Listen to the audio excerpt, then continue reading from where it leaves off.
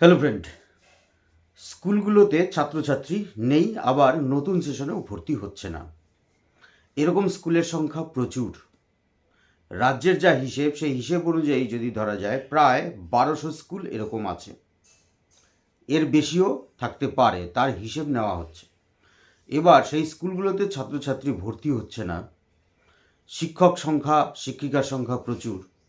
শিক্ষক শিক্ষিকারা উদাসীন, এরকম বিভিন্ন ক্ষেত্রে বলা হয়ে থাকে।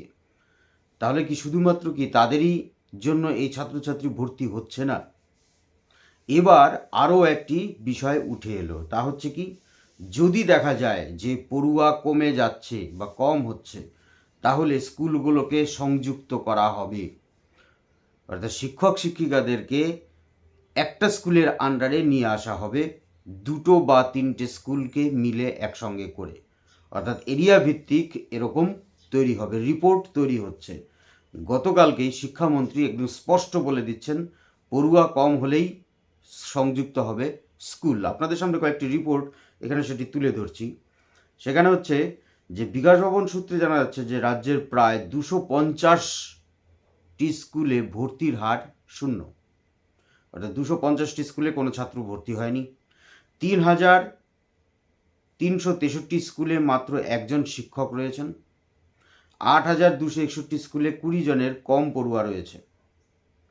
অর্থাৎ শিক্ষক যেরকম নেই সেটা তো আছেই, কিন্তু বেশিরভাগ দেখা গেছে, বেশিরভাগ অনেক স্কুলগুলোতেই কিন্তু, যেমন এখানে 8261টি স্কুলে 20 জনের কম পড়ুয়া রয়েছে। অর্থাৎ এই স্কুলগুলিতে 5 জন অথবা কোথাও 10 জন শিক্ষক শিক্ষিকা রয়েছেন।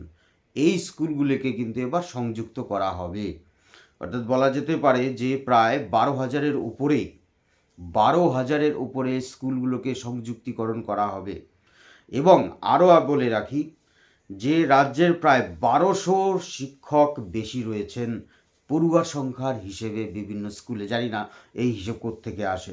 আমরা জানি যে নিয়োগ কিভাবে চলছে, নিয়োগ কোথায় হচ্ছে সেরকম, তবুও বলছে যে 1200 শিক্ষক বেশি রয়েছেন বিভিন্ন স্কুলে।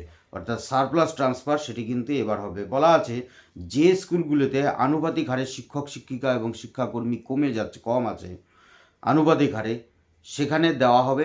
কোথার থেকে নিয়ে? যেখানে আনুপাতিক হারে বেশি আছে। অর্থাৎ 40:1 এই হিসাব ধরা হয়েছে টোটাল রেশিও অনুযায়ী, এবং বিষয়ভিত্তিক ধরা আছে 110 থেকে 120 জন ছাত্রপিছু একজন শিক্ষক বা শিক্ষিকা। এর বাইরে হলে পরেই এবার সেই শিক্ষক শিক্ষিকাদের ট্রান্সফার করা হবে। একদম রিপোর্ট তৈরি। আপনারা জানেন যে কয়েকদিন আগেই, 2 দিন আগেই বিকাশ ভবন থেকে প্রত্যেকটি স্কুলের এরকম রিপোর্ট চেয়ে পাঠিয়েছে, ছাত্রীর সঙ্গে শিক্ষক শিক্ষিকার অনুপাত কী আছে। সুতরাং এবার সংযুক্তিকরণের সঙ্গে সঙ্গে সারপ্লাস ট্রান্সফারও চালু হতে চলেছে। ধন্যবাদ।